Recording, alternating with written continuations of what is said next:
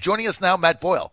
Matt, one of the new, vibrant, exciting young leaders of the America First Policies movement, in America Trump movement. He's also the editor of Breitbart. And Matt, great to have you back, man. Yeah, thanks for having me. See, I love having you on, Matt, because, I look at people like yourself, and you're very young. You're the editor of one of the most honest websites that do news still in America, Breitbart.com.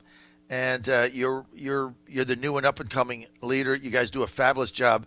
I mean, that is my go-to place. I go there. That's the first thing I do when I get up is I go there because, look, Matt, I cannot trust the lying, fake news, legacy media that puts out false narratives every day. I've got to go to your site to get the truth.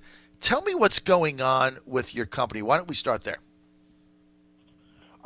So we just interviewed President Trump a few weeks ago. Interesting that you're the latest victim of Silicon Valley's efforts to silence conservatives.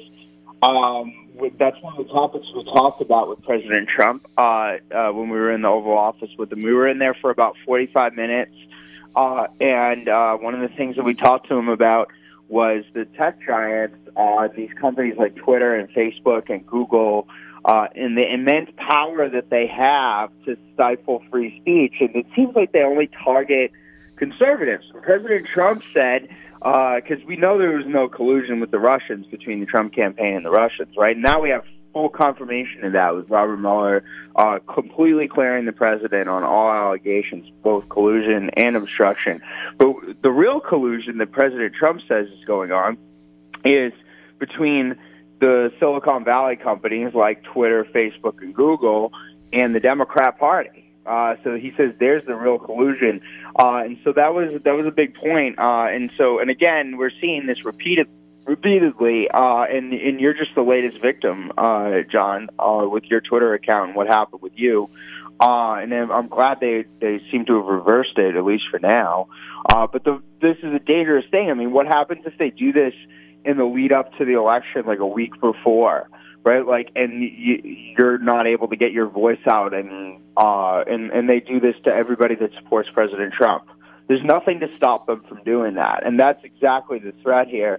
As well as there's other even more sadistic and dangerous things that these Silicon Valley companies can do. And there's been a number of reports on this. I really recommend everybody go read the work of Dr. Robert Epstein on Google, because we're talking about they could change millions of votes and they can influence the outcome of elections. I mean, this is real election interference, whereas, I mean, what we had in 2016 with regard to the Russians was, I mean, sure, were they trying to push people in a certain direction? Yeah. Was it very trolly and ineffective? Also, yes, right? Like, it wasn't like people were voting for Trump because some Russian bots on Twitter told them to.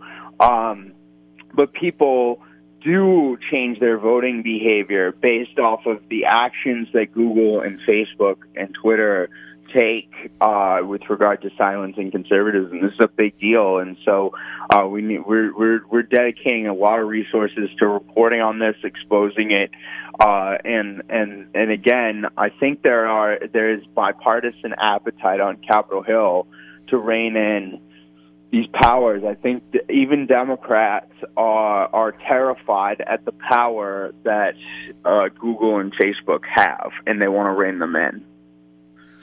So how do they rein them in? So I mean, how do we do that? Because if you just look at what happened to us the other day, I mean, I get up to do my show on Monday. I send a tweet out. I'm blocked. I have no idea why. No idea what I did.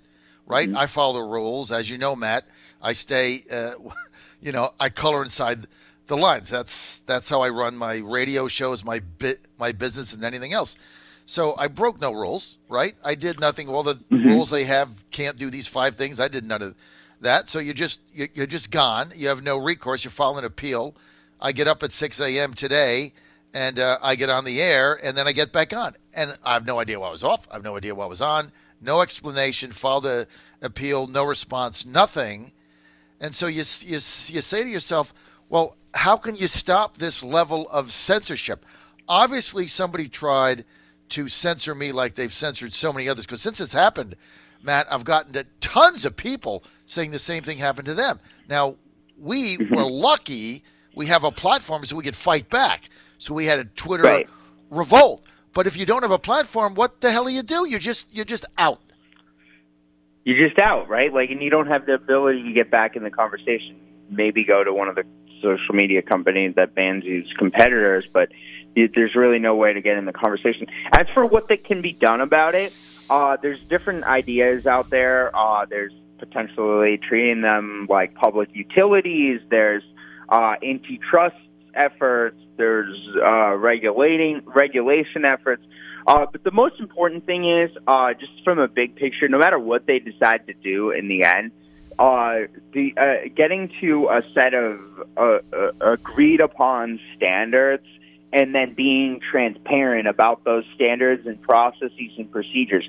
These Silicon Valley companies are very opaque. They are not transparent about what it is that they do and why it is that they do what they do, right? Like, and they should be transparent with their users and the public about what it is they're doing and why, and so on and so forth, and what their standards are for removal, and they're just not. So the hope is that down the road, transparency will win out, no matter what avenue lawmakers decide to go in dealing with this. But I do know there's a hunger on both sides of Capitol Hill, Democrats and Republicans, as well as in the administration, to do something about this, because they understand. And President Trump, again, confirmed to us when we were in the Oval with him that he intends to do something about this, as do lawmakers on both sides of Capitol Hill. So the question is what and how does it look like? And the social media companies obviously want as little government as possible, whereas sometimes government wants a little bit too much. So the question is what's the answer? What's the happy medium here so that we end up with the right outcome? Well, hopefully we can do that. I think banning people, and it's amazing though. The only people that get banned are Trump supporters, right? You can do whatever you want as long as you're on the left. They don't ban Democrats, do they? They really don't, huh? Yeah, I mean it's amazing. I mean they never get banned, right? You never hear about that. It's just the Trump supporters that get banned. And we have heard, since this has happened to me, Matt, we've heard there's a cottage industry now going on of dark money that funds paid Twitter protesters, right? So you're on Twitter, they want to shut somebody down. They pay 100 people to follow the person, and then on one day, 100 people file a complaint at the same time, and it gets shut down, and they're paid for that. That's like a new cottage industry. Is that sick or what? Yeah, it's the whole thing is just wild. All the industries that have popped up around this industry, that's it's just crazy.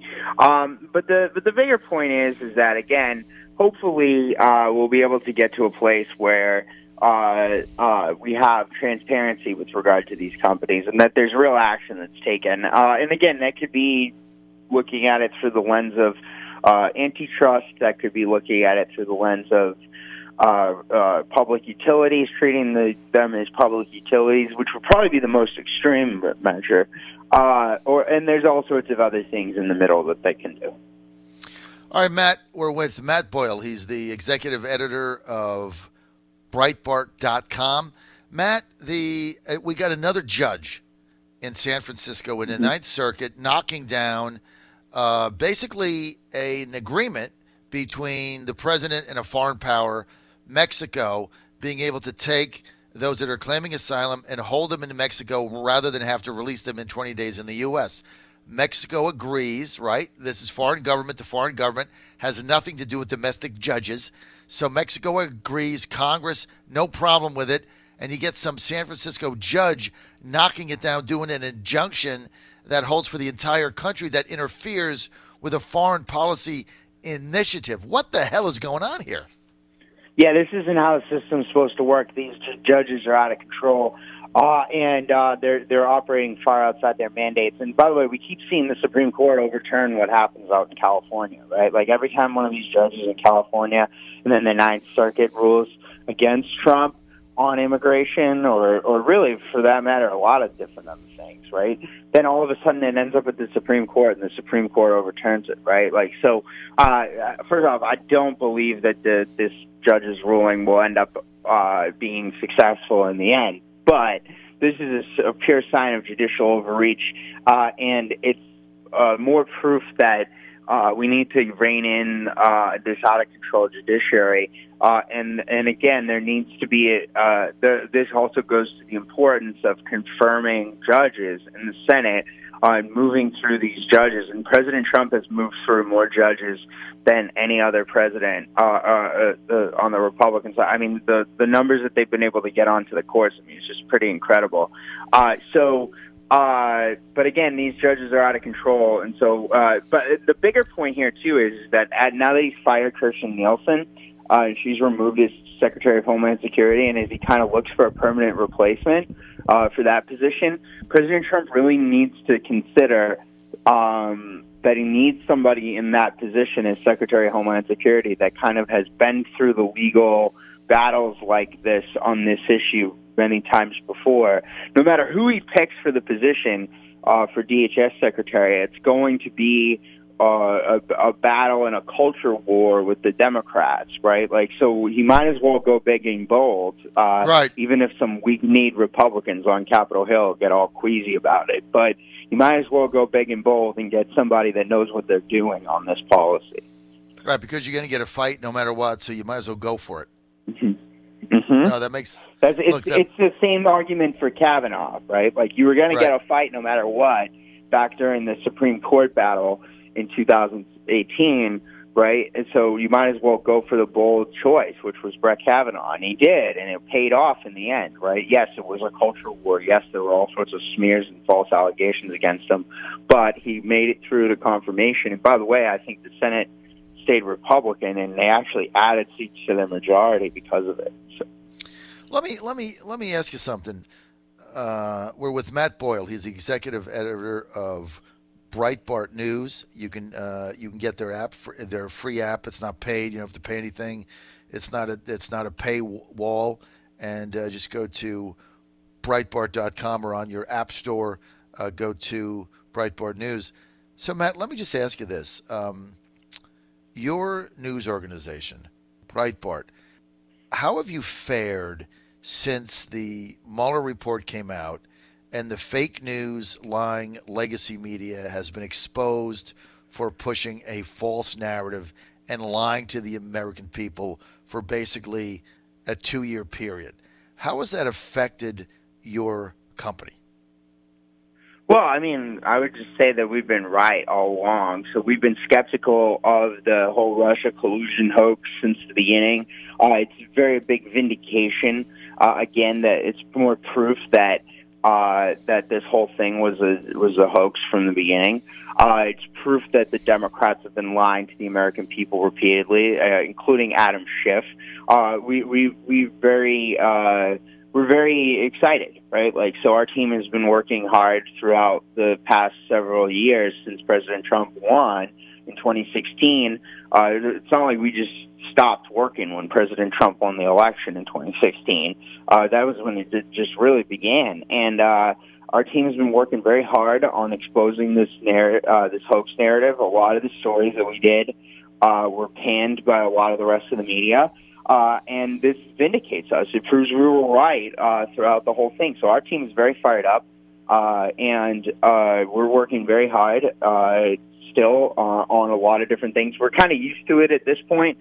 We're kind of used to being proven right after the entire establishment and media questions us and is skeptical of us repeatedly over the course of many years, right? I mean, a good example of that is the immigration issue or President Trump's election. I mean, we were out there way ahead of the curve on the rest of the media on that. So, you know, we're just excited. So we're very excited, and there's a lot of exciting things to come down the road politically here. And I think this opens a lot of doors for President Trump and for the movement to get some really exciting things done in the next year and a half of his presidency. Well, it's going to be a lot of fun. Now, Matt, look, there's no question that there is a movement away from the lying legacy fake news media that you can't depend on now to tell you the truth at all, and moving over to sites like Breitbart News. Now, Matt, I understand that as executive editor of Breitbart that you're going to Asia next week. What can we expect there from your reporting from Asia online?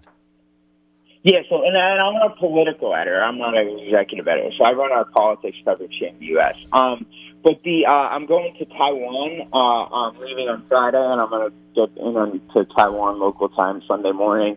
And I'm going to be there for a week. I'm going to be meeting with a whole bunch of different officials. Taiwan is the front lines in the war on China. So that's where the old government, when the communists took over the mainland, and they're obviously centralized in Beijing, when the Mao Revolution happened in the mid-20th century, the old government of China, which is the Republic of China, fell back to Taiwan, and they're a democracy, right? So they're on our side in this whole battle with the communists in the mainland of China. The Chinese, our war with China is essentially a new Cold War, and it started in the early 1990s when the first Cold War with the Soviets ended when the Soviet Union broke up. But the Chinese have been engaged. The communist Chinese in the mainland have been engaged in a full-scale effort that's decades long to take over the planet. I mean, they view themselves as the rightful rulers of the world, and they view Beijing as the center of the universe, not Washington. And I think it's President Trump is really one of the first presidents we've had that recognizes this threat from the Chinese and is standing up to it and is doing a lot to push back on this. Taiwan is the front lines on this, right? And so this is also the 40th anniversary of the Taiwan Relations Act, which is what really is a significant deal. So the geopolitical picture here, Taiwan is really the centerpiece of the geopolitical picture because it's right on the South China Sea and the Taiwan Strait, and this is a big deal. And the Chinese, as the Chinese continue their quest for global dominance, Taiwan's on the front lines and pushing back against that for the United States. Well, look, I look forward to reading your writing as you cover that. I want to thank Matt Boyle for being with us, the political editor of Breitbart News. More information, go to Breitbart.com. Matt, thanks for being with us, and good luck good luck in Taiwan. Looking forward to it. John Fredericks Radio Network. Your calls when I get back.